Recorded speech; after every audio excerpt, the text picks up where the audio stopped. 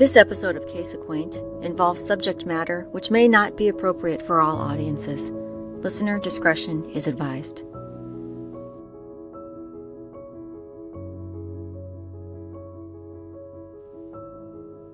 Hello and welcome back to Case Acquaint.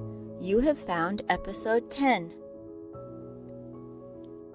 Today's story has garnered lots of regional attention over the years, but not so much national attention. And in fact, we just learned about this case when reviewing some recent court cases. Its bizarre twists and turns, the lack of law enforcement and judicial accountability, and some other aspects of the case make it a story that's almost unfathomable. But these things really did happen. The justice is again trumped by everything else and everything corrupt. Over the years, the theories about this case have run the gamut. And you're going to hear about many of these seemingly insane theories that have just enough of a possibility to make you wonder. While you're listening, though, you might consider how you'd feel if you were the parents of this missing person. So let's get right to the story. This is the April 16th, 1988 disappearance of 17-year-old Randy Wayne Leach.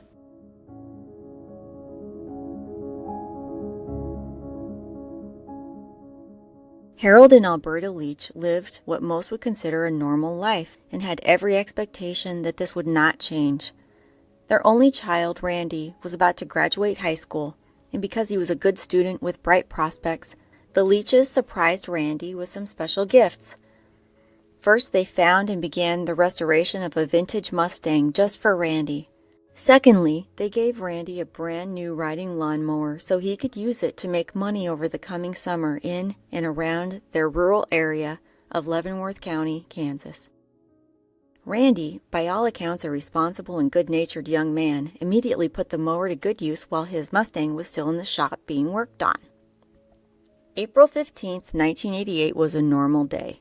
Randy took his new mower out for a job, and when he finished working, he left home and picked up a friend named Steve Daughtry.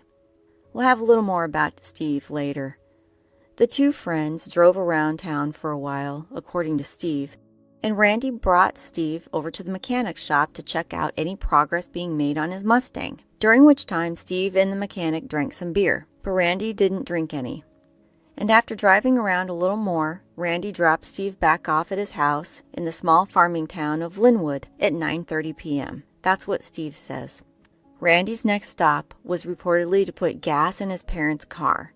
Now, when Randy left his own home that evening at 6:45, he had no more than $60 in his pocket. And from what was known, he spent some of that money that night on 2 candy bars, 2 cans of Pepsi, and $3 worth of gas for the 1985 gray Dodge 600 sedan that belonged to his parents and which he was borrowing for the night. Back then, I think gas cost around maybe a little less than $1 per gallon, so it seems like Randy was just making sure he didn't run the tank to empty with his socializing around those rural Kansas towns. And that's a sign of a thoughtful young man. Why did Randy buy 2 candy bars and 2 Pepsis? Would that have been a typical thing for him to do? He'd already dropped Steve off by the time he got to the gas station, which also had a convenience store. If we're talking about a thoughtful person, I could see him buying a candy bar and Pepsi for a companion if he was already buying those items for himself. Was Randy alone after he dropped off Steve? The mechanic, Steve, and everyone who remembered Randy from the convenience store thought that Randy's behavior was completely normal, and Randy had turned down offers of beer twice over the course of a few hours. So after the gas station, Randy continued on to a pre-graduation party at the home of the Irwin family just outside of town. By this time, 15 to 30 minutes later, Randy was apparently acting strangely. What happened to Randy between the time he was seen at the convenience store totally normal, getting fuel and candy bars and talking to other people, and a short time later, given the impression that there is something altering that normal state? Some of the things that have been said by witnesses from that night about Randy are that someone asked if there was something wrong, and Randy said he didn't know what was wrong with him. Some people said Randy was drinking, some said he wasn't. Somebody else, a teen by the name of John Burns, said that he helped Randy to his car at 1:30. He said he was going to give Randy a ride home, but someone had taken Randy's keys, and so Burns decided to take someone else home and come back for Randy, hoping by then he would have his keys back. Then he left and Randy lay down in the front seat of his car. John said that when he returned, Randy and the car were gone. Who had Randy's keys that night? A couple other people said they saw Randy inside the Irwin house at 2:15 a.m., apparently waiting in line to use the bathroom. In that instance, Mrs. Irwin told Randy to go outside because she thought he might fall and hurt himself. Which, the timing, I'm sure that can be explained. One person or another might not have totally accurate timing because it was a night of partying, but the details I think are important and should not be discounted. I could see Randy in the car. Maybe he roused himself or someone else did. He went back inside, still unsteady on his feet, and was told to go back outside. And then he left either by himself or alone. Where did Randy go after the party? Also, why would Mrs. Irwin tell Randy to leave when he was clearly in no shape to drive? If she was afraid he was going to fall, why didn't she try to get him to lie down? Was she interviewed more extensively? I think it'd be nice to have more information about Mrs. Irwin's impressions of that evening and early morning. The next morning, Alberta's brother, who was a police officer, visited the Irwin farm, and the party, which had actually included a large bonfire, was already cleaned up and there was no sign of a party there. Now, I don't find that to be too strange. If I had a party, I'd have it cleaned up before I went to bed.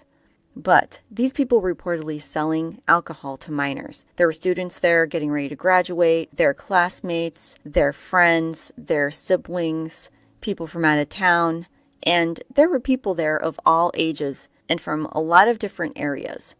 The Irwins had made a punch spiked with 150 proof alcohol, and they were selling it for $3 a cup. There was also a rumor that someone from Kansas City had brought some pills to the party, and one might have been slipped into a drink of Randy's. Mrs. Irwin was one of the people who said that Randy didn't drink that night. I think there are some clear motives for her saying that. But this is an interesting perspective to explore. Some people have said that something happened to Randy, and the people holding the party didn't want to be implicated in anything relating to that, so possibly there is an effort made to erase any trace of Randy being there. But there's no evidence to back that up. One other thing to note about the Irwin house is that a few months after Randy's disappearance, the house burned down, and an accelerant was used according to reports. So these are the last reported sightings of Randy Leach and his parents' 1985 Dodge. So there are the rumors that someone drugged Randy, and the question will become, what would be the purpose for drugging Randy? A cruel prank, perhaps? Other reasons for drugging and effecting the disappearance of a person would be that they are privy to some type of potentially damaging information about someone else. All of the witness statements from the party are problematic, since there's no way of knowing for sure who's telling the truth. One thing is clear. If Randy was incapacitated at 2 a.m., it would take more than one person to hide him and the car. Randy was 6'2" and 220 pounds. If Randy was left inside the car and the car was removed to another location by someone else, wouldn't they at least need a ride away from the disposal scene, unless they already had transportation arranged? The next day, when Randy's parents realized he hadn't come home, they immediately reported it and searches were performed. Randy's dad, Harold, made a mental note that he'd seen Steve Daughtry driving past the Leach house very slowly at 6 a.m. When they say slowly, they mean 10 miles per hour on a 55-mile-per-hour road. So that would be strange. After driving past the house on the highway, Harold again saw Steve driving behind the house on a country lane. Now at this point, Harold didn't know that Randy had been with Steve at all the night before. And now that Randy's disappeared, they got people out looking for him. This is when the rumors start, and more bizarre things begin to come out. Remember those 2 candy bars and the 2 Pepsis? Well, there's a rumor that while Randy was alone in the convenience store after dropping off Steve, there was someone in Randy's car. That person was said to be a guy by the name of Jim Hadley, Steve's roommate. Later, the Leaches were also told that both Steve and Jim were drug users and criminals.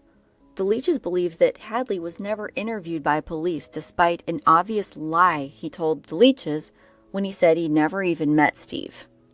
We tried to figure out where Steve and Jim's residence was in Linwood, and we couldn't find an address for them, unfortunately.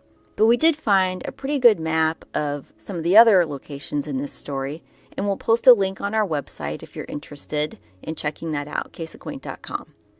It was rendered by the Lawrence Journal-World. Anyway, Steve was in his 30s when he was hanging out with 17-year-old Randy. Why was Randy friends with Steve? What was the connection there?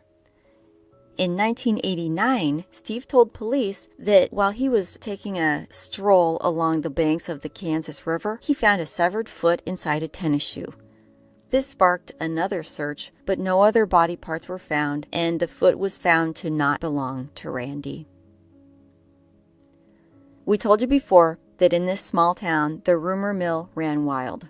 There was a story going around which began with a person who was called a witness and who claimed to be high on drugs, reporting that he saw a body matching Randy's description hanging in a cave located just outside of town, and everybody knew where these caves were. The body was put there by a satanic cult, and the car was also hidden there. Now, there was another story that Randy overdosed on some drugs at the party, and several people decided to just hide his body and the car in that cave. Harold Leach said, Then it went on for about 2 years, and they had never checked the caves. And I went down and went through the caves as near as I could, back in them just a little ways, and I couldn't, it was too dark. You know, if you get in caves like that, it's just like taking a match and holding it in your room. You know, it's dark, you can't see very hardly anything. And so then later I went back down there, and somebody had dozed in the entrance of the cave. Really? I mean, this thing's big, you could drive a semi-truck in the entrance, and they had got up on top and dozed all these rocks and stuff and covered up the entrance, but it had settled, you know how the ground was settled, and you could still climb through an opening that was maybe a foot and a half, 2 foot tall. So I went back in again and come out, and I couldn't find anything, and another guy was with me then, and I went down to the caves and talked to the manager of the cave and asked him who covered the cave up, because to me that was like a crime scene. You know, and that should have been taped off, and because there was like blood stains around, and it should have been checked, but they didn't do anything. So anyhow, he said that Leavenworth called him up, the manager of the caves, said they called down and wanted them to cover it up. And he said we was more than willing to do it, to stop the people from going in and out. Leavenworth Police. Sheriff. Police. Yeah. Told him to do that. Yeah. For what reason? Leavenworth County. To keep the people from going in and out of there, I guess. But it's been like that forever, Right. So then I questioned the detective about it. He said, no. He said, I think they called us up. 2 years after Randy disappeared, the Leaches requested that the county initiate a formal inquisition. All the rumors were getting to be too much for them to understand, especially when they were getting very little information directly from investigators. Even the county attorney at the time publicly added to the confusion when he said he was sure that Randy had seen something he shouldn't have, and a bad actor had taken care of him. A few months later, the same county attorney stated that there was uncertainty about whether a crime had even been committed. So the reason for requesting this inquisition was because when people make claims to authorities, it's just a report. During an inquisition, they would call these people in, and the people have to answer questions under oath. The county officials stubbornly refused this request. Harold Leach said that stories told by some people had changed with each telling, which caused him to believe they might not be telling everything they know. Wasn't this important enough to demand the truth? Even newspaper reports in what shockingly turned out to be early days of the case hinted at a cover-up. Even back then, one report from the Lawrence Journal-World read in part as follows: The longer the Leavenworth County officials appear to be dodging a more thorough investigation of the case, the more reason there is for speculation, rumors, and suggestions that county officials may be involved in some kind of a cover-up, or at least not coming clean with the public. The handling of the Randy Leach case does not reflect credit on the Leavenworth County law enforcement officials. End of quote. In May of 1990, after the rejection from the county officials, the Leaches did not take that answer sitting down. They circulated a petition, got 12,000 signatures, and sent the petition to 9 state and federal officials begging for that formal inquisition. It generated more support from the community and the media, but unfortunately, that also got rejected.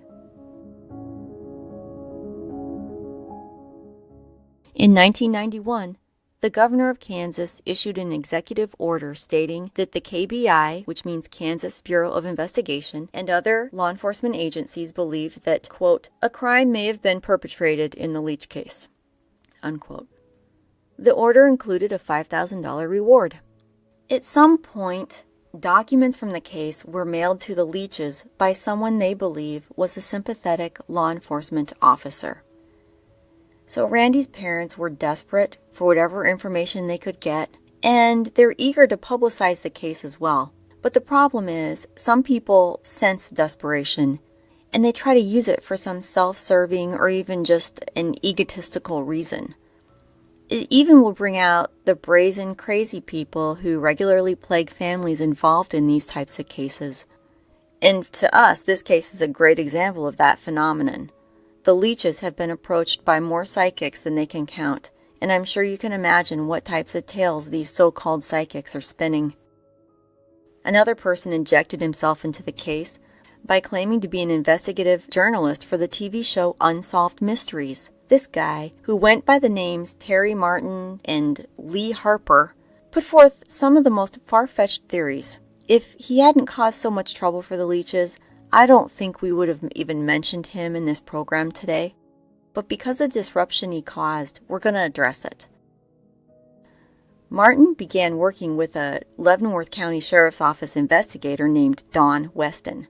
Between the two of them, they managed to further confuse the case. Authorities say that Weston was overzealous and made some arrests for which there was not enough evidence to prosecute, and those individuals had to be released. Those people were first Steve Daughtry, second, a neighbor and childhood friend of Randy's, and third, a guy we're going to call Person C. Now, Martin called a 3-hour press conference at the Leach's home. During that event, he brought forth his theories. Don't forget, he was working closely with the detective Don Weston. Martin announced that he believed Randy was drugged and then stabbed to death as part of a satanic ritual. He said there were 50 people in attendance, and he claimed that the murders were, and I'm quoting here, bigger than Waco, more heinous than Dahmer, you betcha. He said that 2 people were murdered because of their efforts to stop the murder of Randy. So because of whatever these 2 found out, whomever they talked to, Weston brought the 3 people in, and they thought they might be able to get them to admit something, which didn't happen. Martin claimed that he was going to be planted in the jail cell with the suspects to try to get some confessions, but they didn't follow through with that operation. Both Weston and Martin left Kansas fearing for their safety. Obviously, at that point in time, Martin was enjoying the confidence of the Leaches. Can you see how their desperation and the lack of information shared by the authorities caused them to be open to others coming out offering help? If you can't have confidence in the motives of authorities, you might consider things like fake journalists and psychics. This type of situation might lead to something else, and that is public embarrassment for the sheriff's office. Don Weston was not the head detective.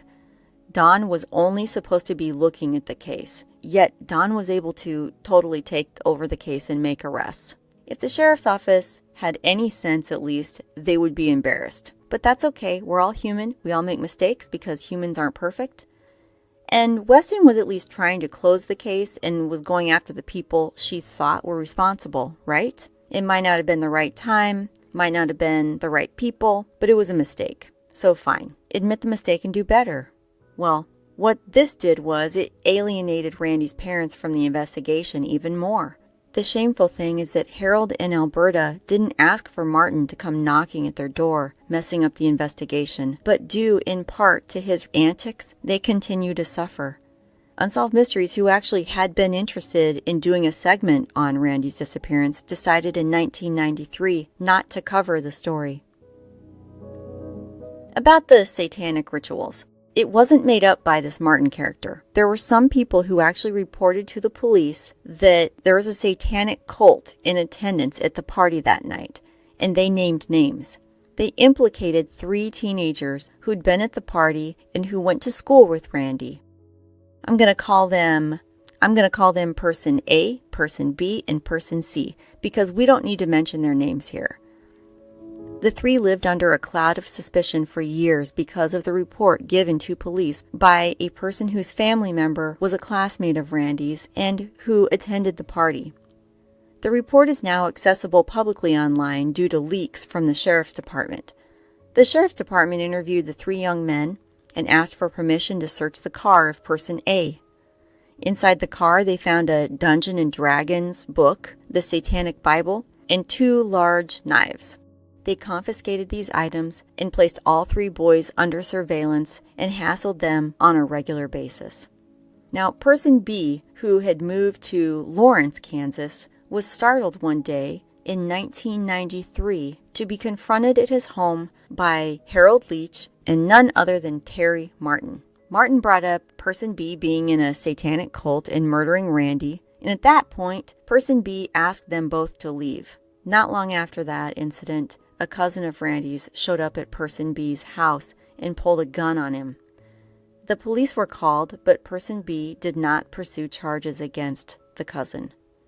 These 3 guys were impacted negatively in many ways, both personally and professionally, due to these problems caused by the false reports and thus by the ineffective work of the investigators of the Leavenworth County Sheriff's Department. Person A has since publicly wondered why people who originally reported the satanic panic had done so in the first place, and if in fact they had something to hide. He also stated recently that he believes he's still considered a suspect. However, he met with the Leaches not long ago and had a long conversation with them about the entire case, and he kindly answered all their questions. He said later that he hoped he had addressed any of their concerns with him.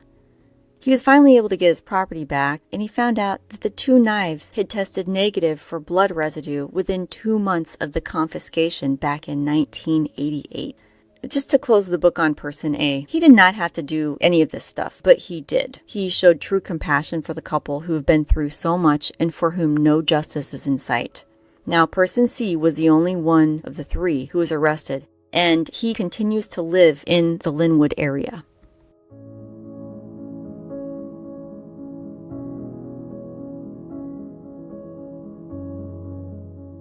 In 2001, the Leaches had Randy declared legally dead, and Randy's case was reclassified from a missing person case to a homicide case. Over the years, there is a lot of regional interest in the case. In 2006, a KU State student wrote a play called Leaves of Words. It called attention to all of the wild theories about the case and generated more discussion. The playwright, student Tim Macy, said that although he tried to include as many scenarios as possible in the play, if he'd included all of the theories and reports, it would have been, as he characterized it, a 4-hour-long play. The Leaches were asked if they were planning on attending, and they said they were. Harold Leach said, "I know it won't be easy, but it's kind of like you don't really have a choice as far as we're concerned."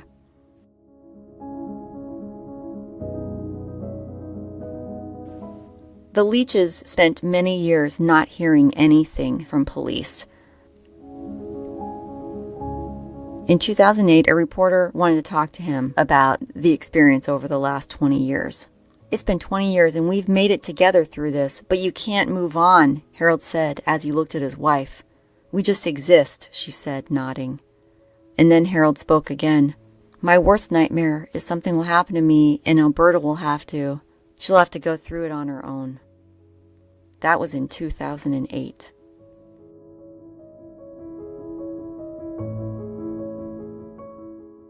Finally, there's one last theory that we want to tell you about, which seems to be the most popular among law enforcement officials. So back in 1992, two career criminals by the names of Cheryl Brinkley and Eric Montgomery blamed each other for the murder of a man named Everett Skeet Bishop. Now, Bishop was a business owner who lived just a few miles from the Leaches when he met Montgomery in 1987. And that's also where he was murdered. Montgomery and Brinkley had served time together and were involved in an automobile theft operation. Brinkley was charged with the murder, and Montgomery was given prosecutorial immunity in exchange for his testimony against Brinkley. With Montgomery's credibility apparently outweighing Brinkley's, Brinkley was convicted. Brinkley appealed, and in that appeal he asked for the case files of two victims. One was that of a guy named Lloyd Folsom, and the other was that of Randy Leach. The reason for this is that Montgomery admitted at a preliminary hearing that a KBI agent divulged to him that he was a suspect in both murders. Brinkley wanted to examine both cases because he felt that Montgomery and Bishop committed those murders together, and removing Bishop's ability to implicate Montgomery in those murders was Montgomery's motive for killing Bishop. The Court of Appeals ruled that the files of each case would be sealed and that there was nothing in either case which would be useful or favorable to Brinkley's appeal. Everything would have been just fine, all forgotten, except for a couple details. Folsom, like Randy, was listed as a missing person, but Brinkley had claimed that they were murdered. In fact, back in 1990, the KBI were on to Montgomery from the start because they knew he had a friendship with both Bishop and Folsom. When they visited Montgomery after Bishop's disappearance, they found a stolen car on Montgomery's property, and it was then that they began to suspect Montgomery of the disappearance of Randy Leach and his mom's Dodge. The KBI offered Brinkley immunity if he would testify against Montgomery, but Brinkley refused. So, then they went to Montgomery and made the same offer, which Montgomery gladly accepted because he was worried Brinkley would eventually kill him, and he was given the opportunity himself to avoid jail for the time being. So Brinkley went to prison for the death of Everett Skeet Bishop. Several years later, an investigator with the Prairie Village Police Department decided to look into Folsom's case, and in 2008, they paid a visit to the home of Eric Montgomery to ask about Folsom's death. Montgomery, believing that due to his immunity in the Bishop case, he couldn't be held responsible, admitted to disposing of Folsom's body in April of 1990 after Folsom was murdered, like the Bishop murder, at a Linwood house also just a few miles from the Leach home. Folsom was disposed of the same way Montgomery had disposed of Bishop's body, and Montgomery actually bragged about his chosen method of disposal, which consisted of dumping the deceased into a steel drum, welding the top on, and punching holes in the sides, then taking the drum to the river and watching it float away. For that admission, the now elderly Montgomery was sentenced to prison, and he died shortly after he began serving his 20-month sentence in 2009. I don't think anyone believes Montgomery's other claim that Bishop, the first victim, killed Folsom, the second victim. There's still the outstanding issue of Randy Leach, too. Brinkley's appeal in 1993 claimed that Montgomery was also responsible for the death of Leach, and for that reason, Randy's file was sealed along with Folsom's. So was Montgomery asked about Randy? Was Brinkley asked about Randy? Were Montgomery and Brinkley known to have stolen cars in the Linwood area back in 1988? There's no information available about that. The Leaches found out about this connection from a concerned member of the community who directed them to the newspaper articles. The authorities didn't even have the decency to let the Leaches know this publicly available information, or that they had suspected Montgomery as early as 1990 for the disappearance and possible murder of Randy. Cheryl Gary Brinkley was released from prison in October of 2017. To this day, the Leaches continue to look for their son, follow up on tips, and accept help from those interested in chasing down leads or performing searches. Recently, private citizens have compiled some satellite images of the area and have identified specific places at which they believe the car may be located. Last year, a university came to town with some ground-penetrating radar to see if they could find any signs of Randy or the car, but they didn't find anything. If the Leaches can't get any answers or proof of work on Randy's case by the KBI or the Leavenworth Sheriff's Department, they really have no choice but to keep looking for answers themselves. And they don't want to have to do that. That's why in July of 2017, the Leaches submitted a CORA application. CORA is an acronym for Kansas Open Records Act. They asked for investigative records from April of 1988 through December of 1992. The application was rejected. Then, the Leaches filed a civil lawsuit seeking to compel the disclosure of those records. The trial began on November 21, 2017. Over the last weekend of January, District Judge David King filed his decision. He ruled that there's no proof that the release of the records would be in the public interest. The Leaches released a statement saying they were frustrated and devastated by this decision, and they're considering their options. They have 30 days to file an appeal. The sheriff told the press that he was pleased with the decision. April 16th, 2018 will mark the 30th anniversary of the disappearance and assumed murder of their only child, Randy Wayne Leach. As usual, you can find more information on all the subjects discussed in this episode by visiting our website at caseacquaint.com. We're going to be posting links to lots of interesting information, and if you look, you'll find much more than we were able to cover today in this short episode. If you have any information about this case, head over to the In Search of Randy Leach Facebook page and send them a private message. Or you can send a letter to the P.O. box they have listed on that page. Or you can contact the Kansas Bureau of Investigation at 1-800-KS-CRIME. There are lots of ways to engage if you're interested in doing so, and if you have ideas. We would love to hear them. Thank you so much for listening, and we'll talk again soon.